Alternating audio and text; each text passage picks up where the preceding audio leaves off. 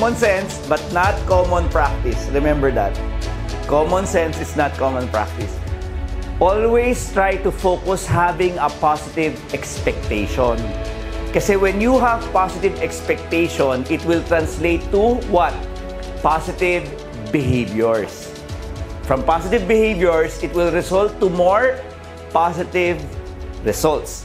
Very important yung mindset na yun. And entrepreneurs like us, we always expect things positively. Hindi ka naman pwedeng 2023, nako, siguro wala na tayo. Ay, wala talaga mangyayari talaga dyan. It will keep you moving forward in spite of the challenges. Common sense, but not common practice. Not only to business owners, but also to you guys as team members of UV Care. Because there will always be challenges. And here in the strat plan, you will always encounter these two mindset. Will we go focus on the things that we can positively expect or yung negative expectation? Kasi magde-develop tayo ng plan ngayon eh. And if it will limit you, yung negative ang titingnan mo rather than the positive, you might lose opportunities in the market. Alright? So positive expectation equals to positive results. Now, let's go back again to strategic planning. Kanina, di ba, medyo binigyan ko na kayo ng walkthrough about strategic planning. Sabi natin, it is about formulating, implementing, evaluating cross-functional decisions in meeting your organization's objective. Yun yung strategic planning eh. And we also talk about, ano ba yung purpose of strategic planning? The purpose is simply to win. To win versus our rivals. Fairly, squarely, and decently by the rules, but to win. Diba? Yun yung sabi natin. Pero there's another part. This is the last part of what is strategic planning really is. And this one is crucial. If you're gonna able to crystallize this one, you're gonna win in the next 3 to 5 years. Or probably more.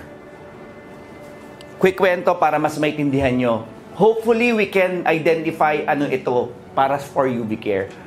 There were 2 presidents sa magkalaban na kumpanya. So they were thinking of merging. Kasi grabe na yung rivalry nila eh. So they went to the woods, they went to the mountains, akyat sila sa bundok.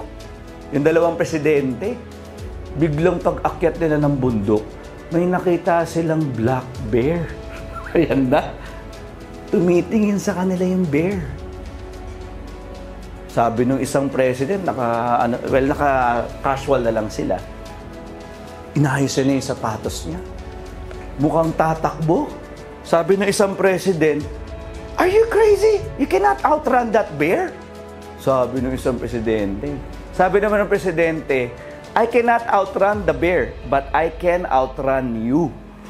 Di ba? That's strategic planning.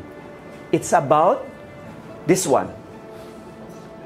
Achieving and maintaining a competitive advantage. If you get this right, crystallize it.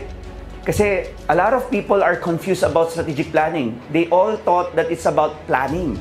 No! It's about winning. How? By achieving and maintaining a competitive advantage. I-identify natin mamaya yan. Kung ano ba talaga competitive advantage ng UV Care and how do we protect that competitive advantage. Alright? So mamaya natin i-discover yan. Pag-usapan pa natin more concepts. But ito yung pinaka-central in strategic planning.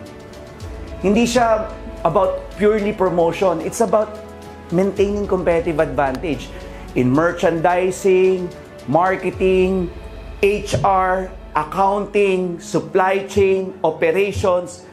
They should all be integrated to protect your company in the next 3 to 5 years. No one can compete with you. They can go with promo, they can drop down the price. Eventually, they have 1 month higher sales, but they cannot sustain that. We all know that. That will drop their margins far too long, right? Mauubusan din ng PC yan. Yung pag-usapan natin.